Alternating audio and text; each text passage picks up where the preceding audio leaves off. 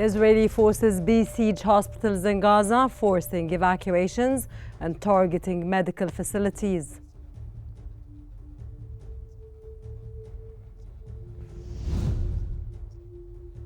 Syrian factions agree to dissolve and unify under the defense ministry during the transitional phase.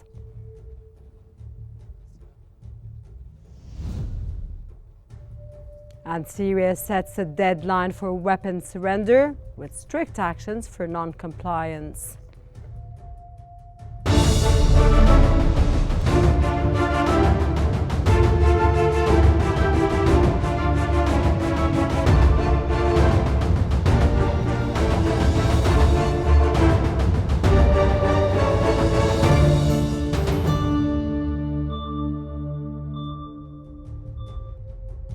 It's exactly 4 p.m. Car local time and you're watching Q News. We begin today's bulletin with the latest development in Gaza.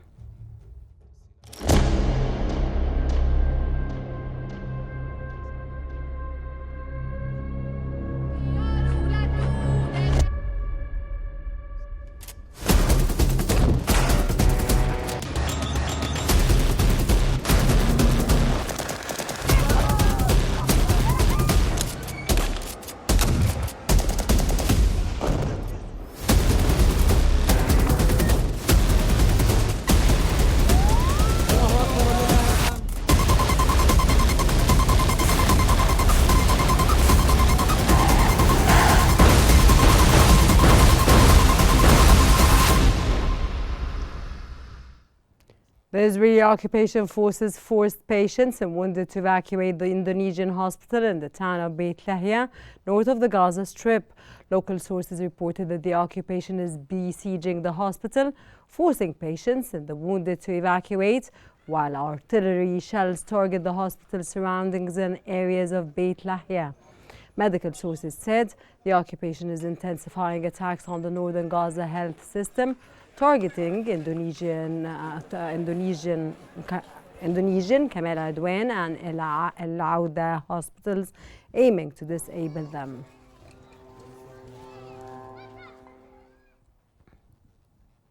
Israeli Prime Minister Benjamin Netanyahu has reaffirmed his government's commitment to tirelessly working to secure the release of all detainees.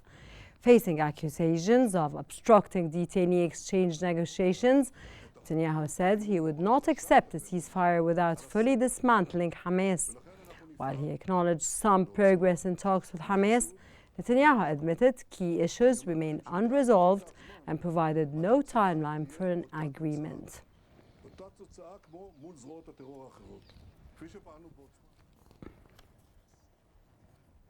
Gaza-based health authorities have confirmed that the Palestinian death toll from the Israeli onslaught since October the 7th has surpassed 45,338, with over 107,764 injured.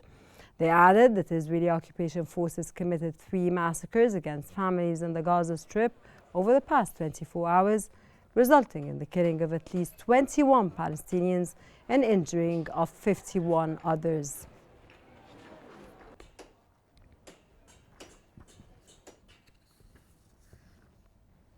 Israeli occupation forces has detained at least 15 Palestinians during a series of raids across the West Bank. According to the Palestinian Prisoners Society and Palestinian Authority Commission for Prisoners Affairs, the detentions took place in the governorates of Nablus, Al-Khalil, Tubas, Tulkaram, Qalaqliya, Beit Lahm, Salfit, and Ramallah, amid widespread incursions and heavy-handed tactics by Israeli soldiers. They said that among the detainees was a wounded person who was shot by Israeli forces during a military raid in Balata refugee camp east of Nablus.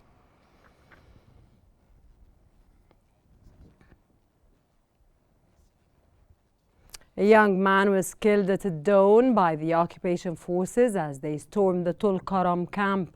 A large force of the occupation army and vehicles, accompanied by 2 heavy bulldozers, stormed Tulkaram city from its western axis and headed towards the camp, shortly after Israeli special forces from the occupation army were found in the neighborhood of El Hadidiyah amid the intensive fights of drones at a low altitude.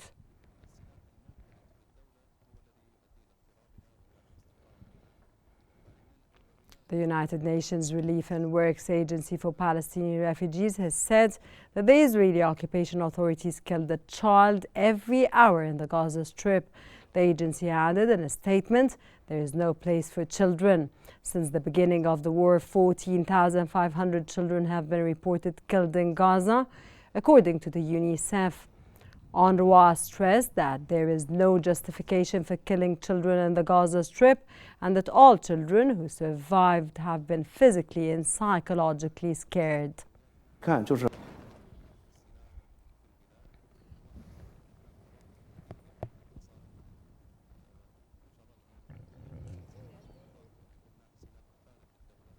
The UN Under-Secretary General for Humanitarian Affairs and Emergency Relief Coordinator Tom Fletcher has raised alarm over the escalating humanitarian crisis in Gaza, calling it the most dangerous region for aid delivery. Fletcher warned that North Gaza has been under a near total siege for more than 2 months, raising the specter of famine. He called on the international community to defend international humanitarian law, demand the protection of the civilians, release all hostages, defend UNRWA's vital work, and break the cycle of violence. This is not just a place of despair and misery, despite everything. This is a place of... The UNRWA has said thousands of displaced people queue for food for hours on the end in Khan Yunis, southern Gaza. UNRWA said on X that scarce supplies of many of them leave empty-handed. The agency called for an immediate ceasefire, stating that time is running out, while the needs of the displaced continue to increase quickly and massively.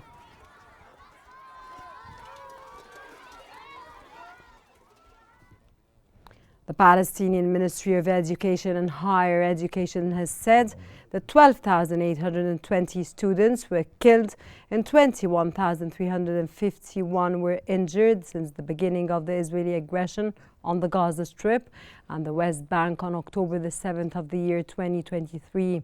The ministry reported that 619 teachers and school heads were killed, 3,831 were injured, and over 158 others were detained in Gaza and in the West Bank. In Gaza, 171 government schools were severely damaged, 77 were destroyed, and 191 were bombed, including 65 UNRWA schools. Additionally, 20 higher education institutions were damaged, with 51 buildings completely destroyed. In the West Bank, 109 schools were vandalized and 7 universities were raided. The ministry also confirmed that 788,000 students in Gaza remain unable to attend school or university since the start of this aggression.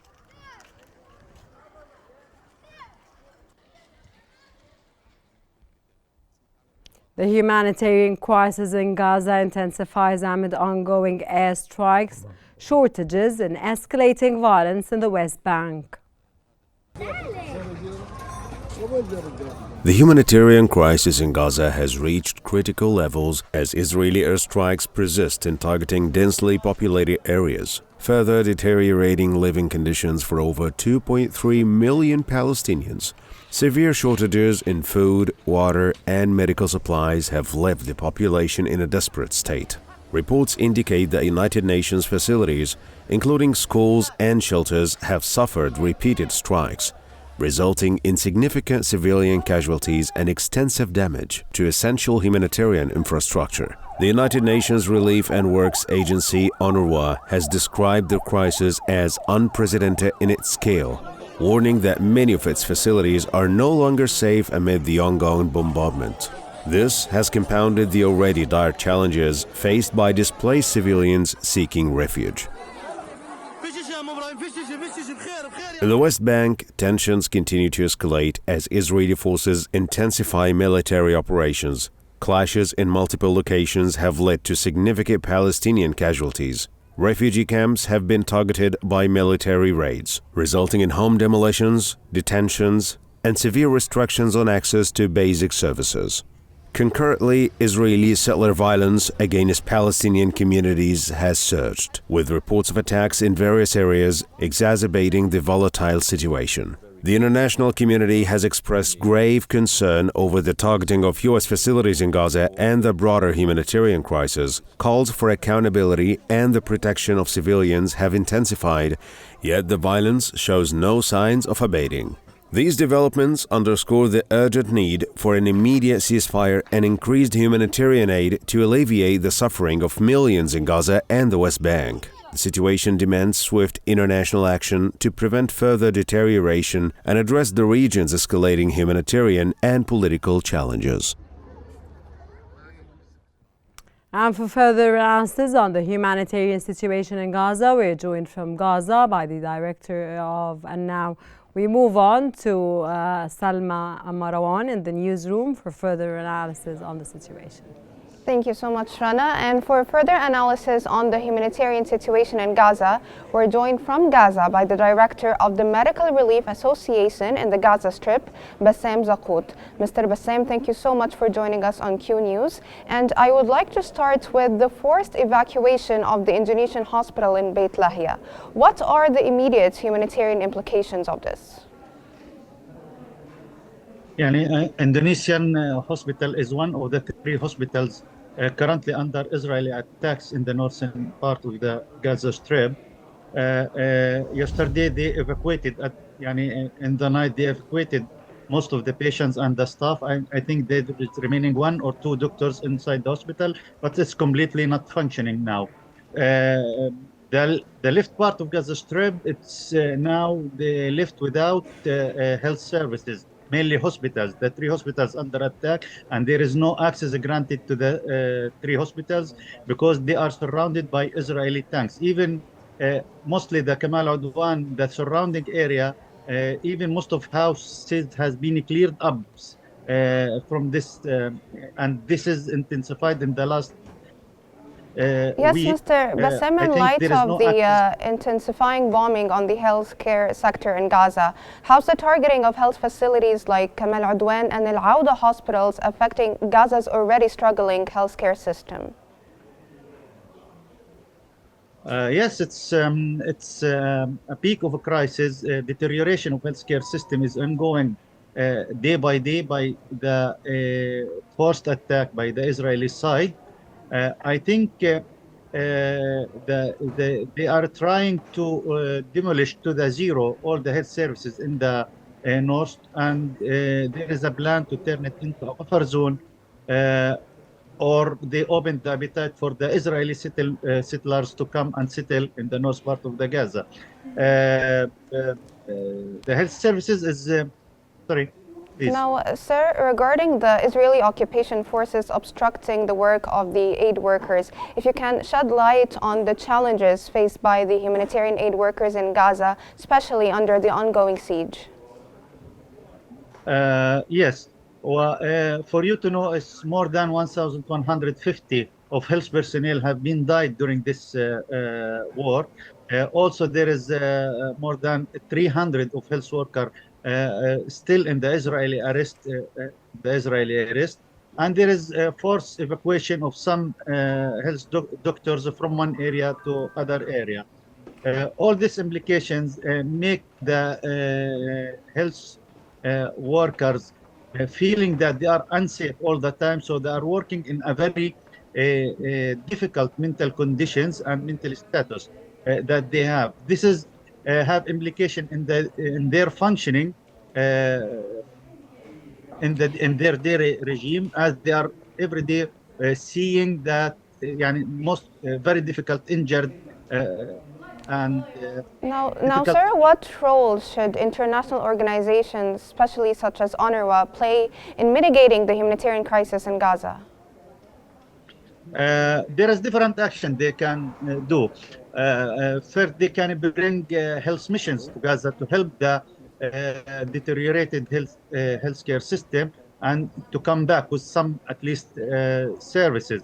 They can also invest in bringing some medications, equipments, or field hospitals to fill the gaps in the health services from the attacked or destroyed hospitals. Already 23 hospitals has been destroyed in Gaza and they are not functioning.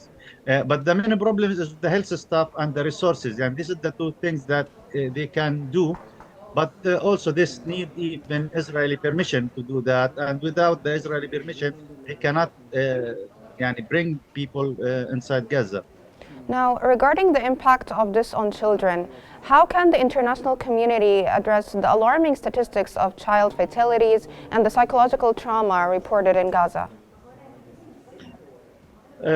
This is a very difficult case. I don't think that without reaching a ceasefire agreement that the situation of the children can be changed.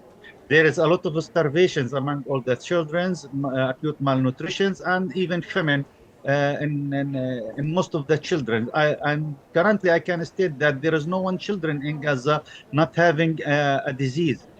From infections, upper respiratory tract infection, or diarrhea, or gastroenteritis, or different conditions related to the bad environment, bad hygiene, and the overcrowdedness system. So this cannot be easy replaced unless there is a ceasefire, so we can do some replans to reach the children. I think also there is a part of the children in Gaza Strip, they are living in not a humanitarian area. They don't have access to the hospitals or primary health care facilities, and they are due to unsafe movements, so they might have dying in their houses silently. There is increase in morbidity and there is increase in mortality. And recent reports, there is increase in infant mortality rate and neonatal mortality rate due to lack of oxygen, lack of incubators, or lack of resources even in the hospitals. That was the director of the Medical Relief Association in the Gaza Strip, Bassem Zakout. Thank you so much for your insights and for all the information you provided us with. And now we're going to move back to Rana in the studio. Thank you very much, Salma. Now, Israeli Prime Minister Benjamin Netanyahu has appeared in court in Tel Aviv for the sixth time to testify in his corruption trial. Netanyahu is the first sitting Israeli leader to stand as a criminal defendant. He is accused of accepting tens of thousands of dollars worth of cigars and exchanging favors with wealthy associates. Netanyahu faces 3 separate corruption cases filed in 2019. Namely Case 1000, Case 2000 and Case 4000, which include accusations of bribery, fraud and breach of trust. He denies any wrongdoing and has called for the charges a witch hunt.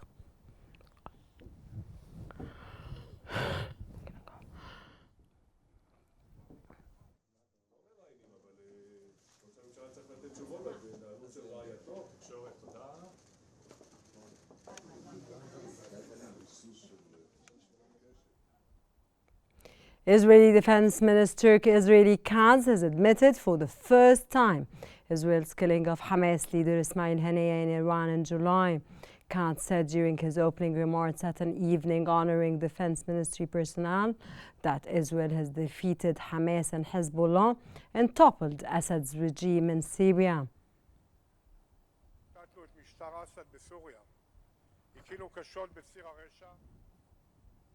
The Israeli Knesset has approved extending the state of emergency until December the 15th, 2025, with 29 votes in favor, 7 against and 2 abstentions. This allows the government to enact emergency regulations that bypass Knesset legislation. Initially declared on October the 7th, 2023 due to Palestinian military operations, the emergency powers remain active.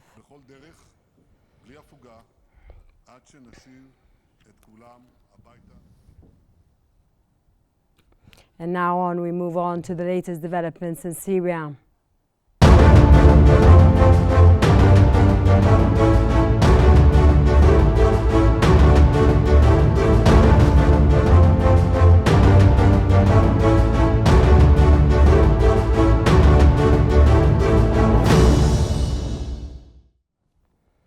Syrian faction leaders and military operations chief Ahmed Shara have reached a landmark agreement to dissolve all armed groups and integrate them under the Ministry of Defense. The move includes restructuring former opposition factions and defected officers from Bashar al-Assad's army. Interim Defense Minister Maruf Abu Kasra, a key figure in the overthrow of Assad, faces daunting task of uniting these groups under a cohesive command. Meanwhile, Prime Minister Mohammed al-Bashir is leading Syria through a pivotal post-Assad transitional period.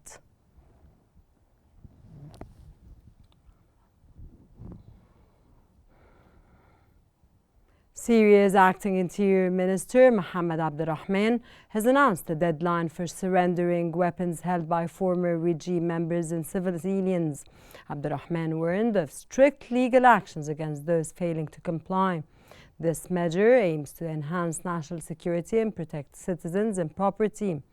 Following Bashar al-Assad's regime collapse on December the 8th, Mohammed al-Bashir has been tasked with forming a transitional government to manage the next phase.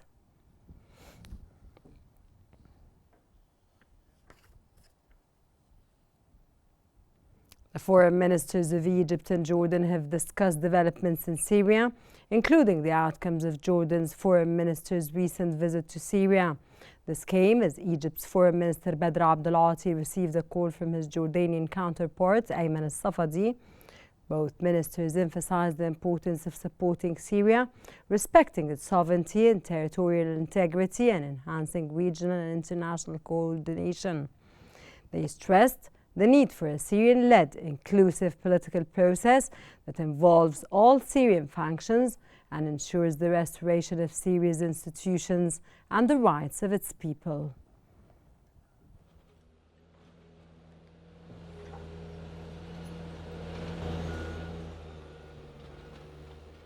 And moving on to Beirut, where Lebanon's foreign minister has filed a new complaint with the United Nations Security Council over Israel's repeated violations of the ceasefire agreement. These include bombing border villages, booby-trapping homes, destroying residential areas and blocking roads. The ministry stated these actions undermine de-escalation efforts, pose a threat to international peace initiatives, and complicate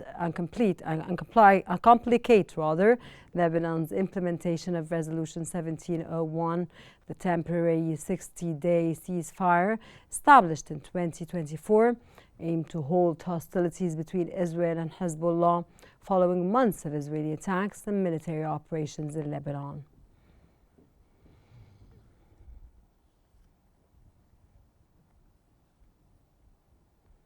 Lebanese Foreign Minister Abdullah Abu Habib has reaffirmed Lebanon's commitment to Syria's unity, territorial integrity and independence, and the Syria's people's right to self-determination. In a letter to his Syrian counterpart, Asad Hassan al-Shaybani, Abu Habib emphasized Lebanon's aspirations for strong and constructive relations with the new Syrian government, underscoring the importance of fostering ties that benefit fostering ties that benefit the people of both nations.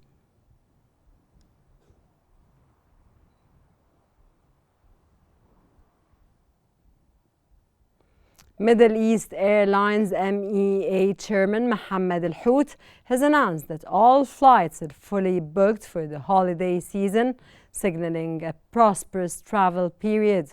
Following a meeting with caretaker Prime Minister Naguib Mikati, Al-Hout described the season as thriving, though he noted that figures are expected to fall slightly short of those recorded in 2023. However, he highlighted a significant rebound in travel demand following the ceasefire.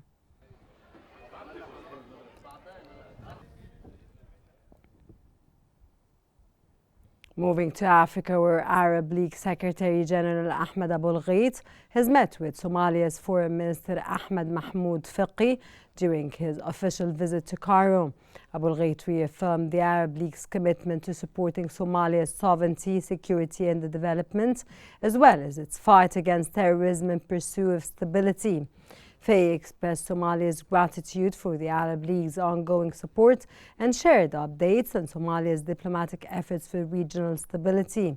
Both emphasized the importance of continued cooperation to promote peace, development and unity in Somalia and the Horn of Africa.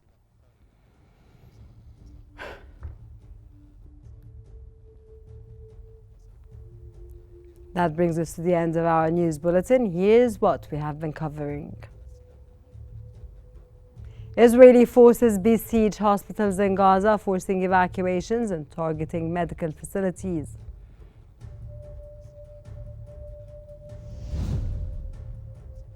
Syrian factions agree to dissolve and unify under the defense ministry during the transitional phase.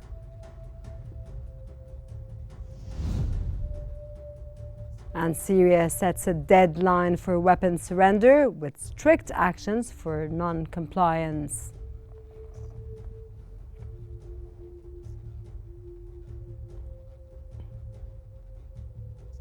This concludes our news bulletin for this hour. Don't forget to follow Qnews on YouTube, Facebook, X, Instagram and TikTok at Qnews EG to stay informed. Thank you very much for watching and stay tuned for more updates on Qnews.